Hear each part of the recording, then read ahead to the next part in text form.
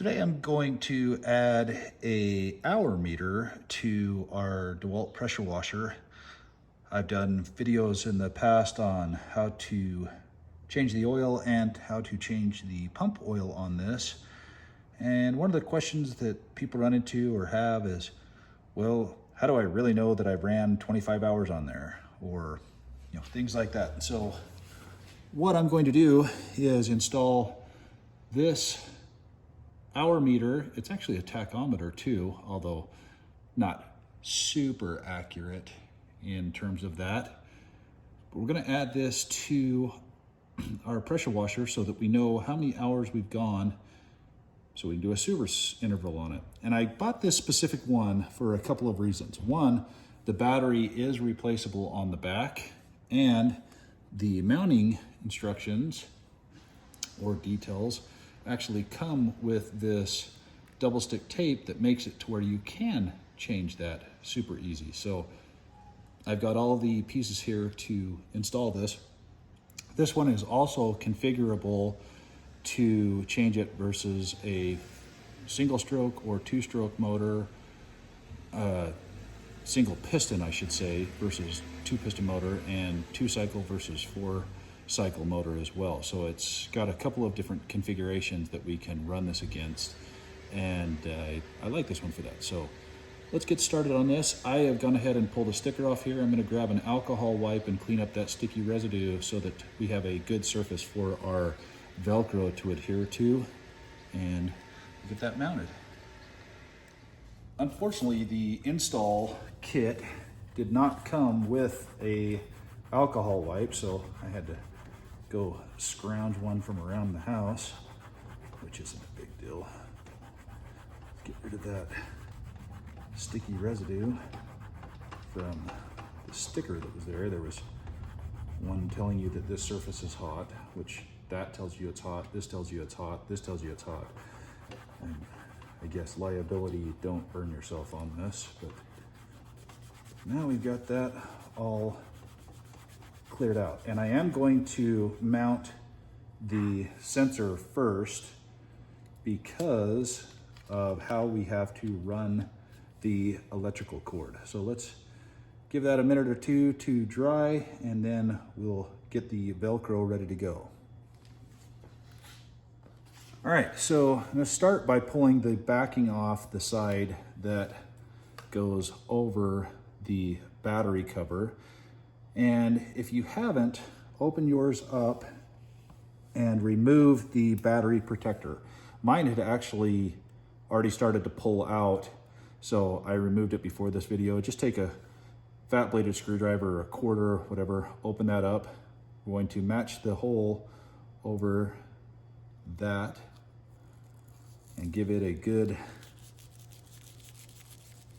rub to get it mounted on there good. And then, and this is the reason I chose this location, is because we're going to wrap this wire around this spark plug cable here in a minute. I'm going to peel the backing off of the tachometer slash hour meter and mount that there. And I'm going to try and wiggle it a little bit just to get that Velcro backing, the adhesive backing on the Velcro to really mount in place good. And I could pull that tachometer off and rub it with my finger, but we've prepped the surface pretty good. We should be good to go.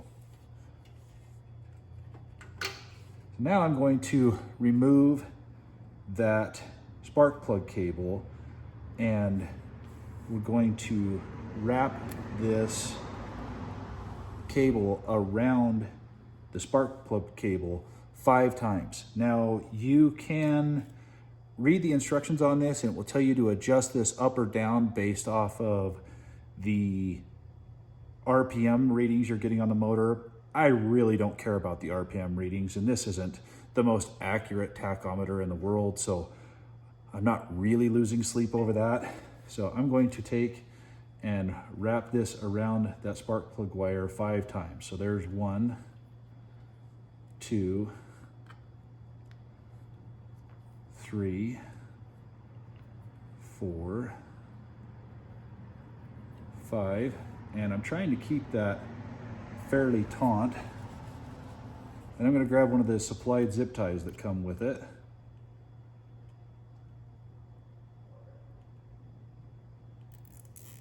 And run that in there and hold it fairly tight. I'm going to try and snug that up good. But we look good. We're in a good place there. Now I'm going to push that spark plug wire back on there. So this is what our wiring looks like there. I'll try and get a little bit more light on it so you can see it. We got our 5 wraps around the wire there, trying to keep it not as tight as we can, but keeping it fairly tight so that everything's in there. Before I trim this off, I want to make sure that it runs correctly. So I'm going to hook a hose up quick and a couple other little odds and ends to try this out first. All right, we've got our hoses connected, everything else ready to go. You'll notice it says 0.0 right now. As soon as we start the motor up, it will go to the RPM gauge. But I'm going to show you that we have to configure a couple things, and depending on how yours got shipped, you'll want to do this as well. So, well, the motor type specifically, not necessarily how it got shipped. So if you press the M button and hold it down, it'll show you the motor type that you have inside of here. So mine says 1P2R. You'll want to change this based off of your motor type. Mine is a 4-stroke 1-cylinder, which actually is 1P2R. If you're running a 4-stroke 2-cylinder, you'll want that to be 1P1R, or a 4-stroke 4-cylinder, a 2-stroke 2-cylinder, you want 2P1R. So for ours, which is this pressure washer, we want 1P2R. And to do that, you'll want to press the M button and then hold the S button to get it to change for the type that you have. So 2P1R, 1P2R, which is what we want, and then release, and after 5 seconds, it'll set that in there and go back to the hours used on here. So that's how you set the hour meter for the type of engine that you're going to run it on. The next thing that we want to do is we actually want to set up a service interval. You don't have to, you can write it down and know it on your own, but if you press the M button twice until it shows service, you'll see that it says service off. We want to hold the S button and it will show you the service hours, and it starts off in the 10th, which we don't care about that, but we do want to set this up for 25 hours. And so if I press M again, it's going to go over to the 2, which is the 25-hour mark.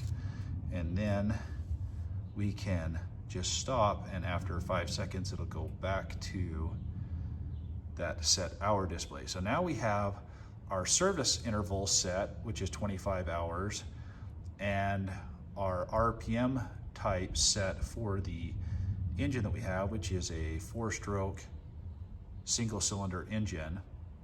And I will tell you that the RPMs do lie on this. They're reading high, and I've tried more reps, I've tried fewer reps. One of the things that they do say to do is to take this winding closer down to the actual coil. Well, I'm not going to pull off that side of the engine, and I don't care about the RPMs.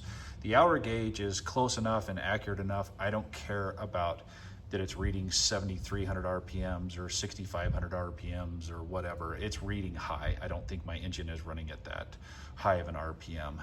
So let me go ahead and set this down, and we'll start up the motor, and I'll show you what that switch is.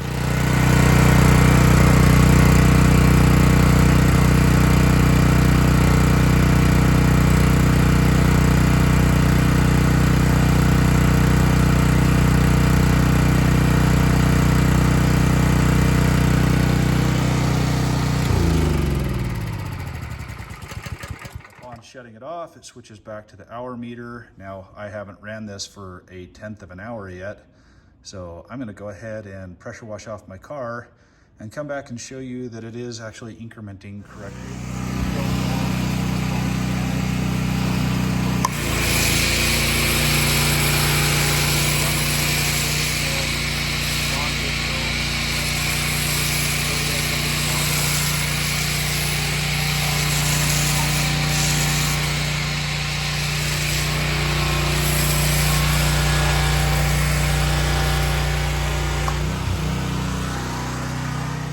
And if you didn't catch that before, you totally should get a foam cannon. They're great.